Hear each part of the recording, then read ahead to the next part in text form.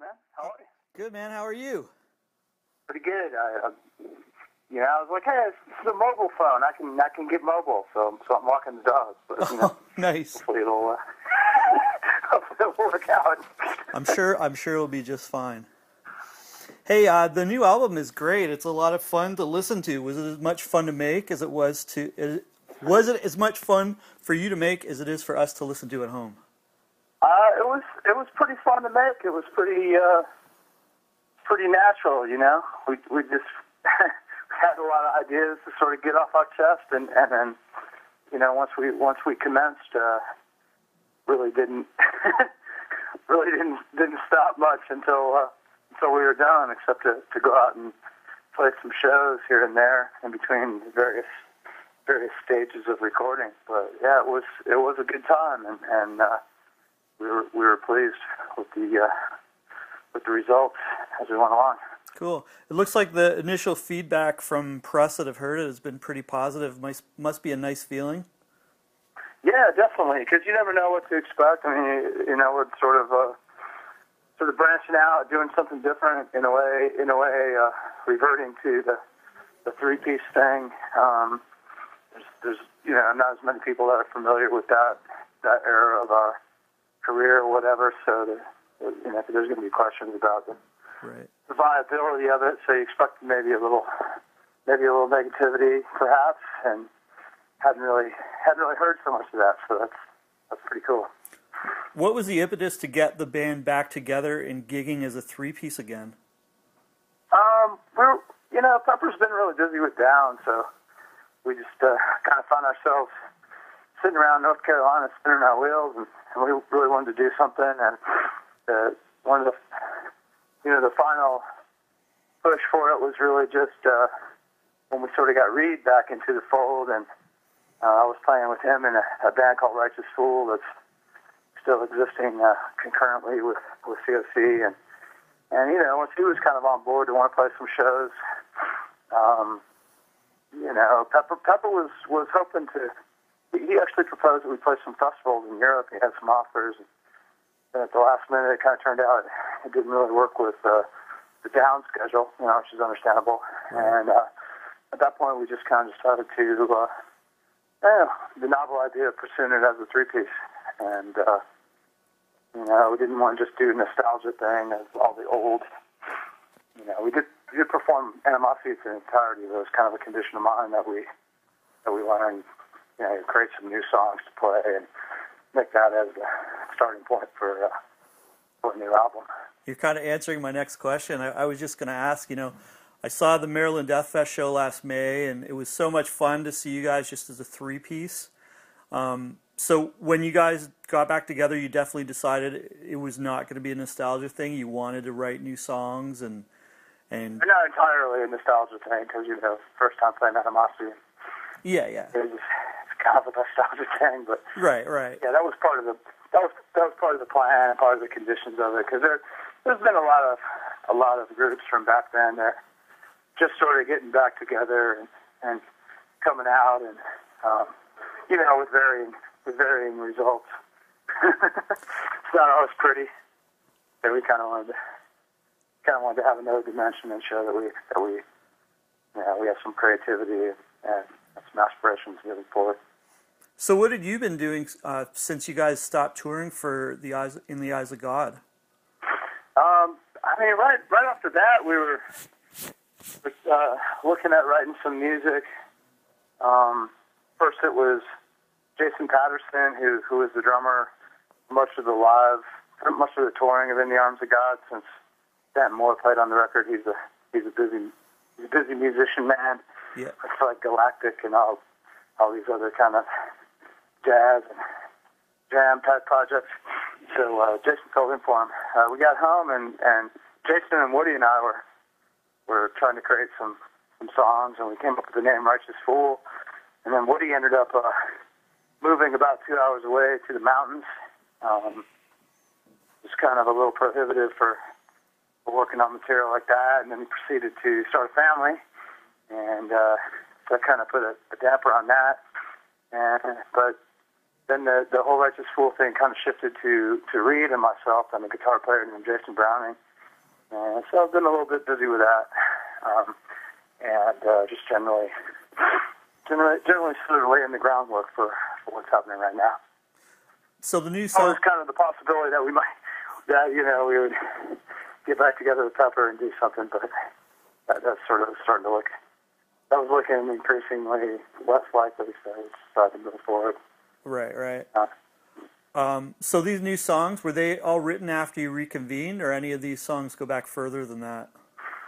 No, I don't think so. There were songs left over from In the Arms of God, but we're not really utilizing them there. I think the only thing that goes back that far to the period where when we stopped touring would be a couple of riffs at the end of the song "The Doom." The closing segment of that, there's just a couple of little Black Sabbath sounding runs that sort of had their start in that period. But yeah, for the most part, it's stuff that we've come up with since the summer of 2010 onwards. So some of these new songs, they remind me both of the Animosity era as well as what you guys were doing in the 90s. Was there an intention going into it, what you were going to record, or did you guys just go in and decide to see what you would come up with? Well, originally when we were talking about how we'd start the project, it was we were rehearsing the Animosity songs, and we thought that generally that would be a starting point, and we kind of do a more current take on where the songs were coming from. Do some new material that was kind of informed by our dusting off that material and seeing what we liked about it and what still stood up. So we wrote a few songs that had faster tempos and kind of aggressive, but it's just been so much musical history that we've been exposed to and we're even a part of since then that it wasn't really tenable to set the Wayback Machine and do some kind of concept concept album based on that. We just started doing what came natural and took us to some pretty far-flung places, but when we sort of sifted off the dust and looked at the results, when we were making demos and et cetera, it seemed like there was a pretty good thread of continuity running through it, and it actually made a fairly diverse but unified album concept, and we're happy to see that. Yeah, it's a hybrid of different eras of the band's career, for sure, and a few new tricks here and there. What's it like to go back and do lay vocals down on a COC record again after like 27 years? Well, it's kind of a different approach that that I have now. Kind of a different result we're going for, and I think it was a good time, but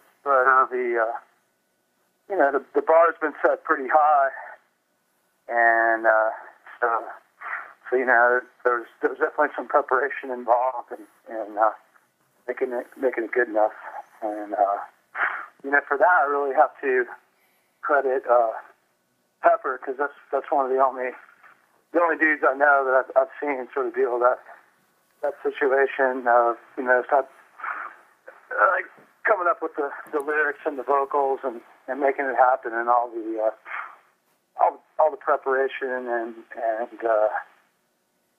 thought that goes into that. So he's kind of an influence on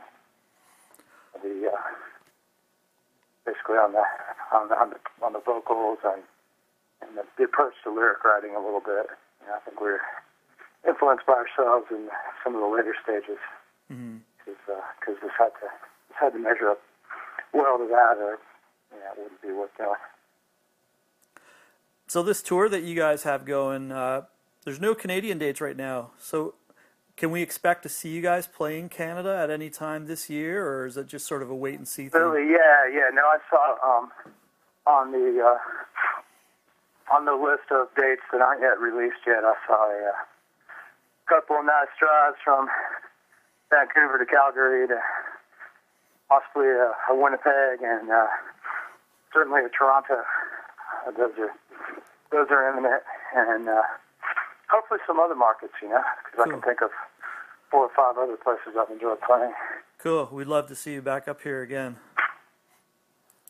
So the trio record, you'll go out and record, do the tour and all that kind of stuff. Is there a possibility that you guys would do another record with Pepper down the road, or is that something that you're just not even thinking about right now? Something that there's a solid desire to do it, but there's no timetable to do it, and as to whether the next release would be a 3-piece or something with him is kind of be determined. But the channels of communication are open, and it's really mostly a scheduling issue that might prevent us from doing that. But we're open to it because In the Arms of God was a fun record to make. It was kind of a creative time, and the only possible drawback I could see with that album is we didn't have Reed on it. So to pick up from there and from what we're doing now and have Pepper and Reed back into it, that would probably produce a strong product. So cool. We'll definitely keep the door open to that for sure. The last question: when you started in this band, like 30 years ago, did you ever have any idea that you would still be having fun playing this kind of music 30 years later? And are you happy to... Yeah, I think when you're like 17, 18 years old, the concept of anything 30 years in the future is a little unfathomable. So yeah. I have to say no, Yeah. It's a rare person of that age, particularly who's involved in, music, particularly like metal or hardcore or something. So it's be a rare individual that would imagine that being the case. And I don't think I was that rare individual. Well, hey man, it's a pleasure to talk to you, and thank you for all the music that you've made over the years. I can't wait to see you guys again, and good luck with everything in the year to come. Oh, thank you very much, man. It was good talking to you. All right. Take care. Good. Bye-bye.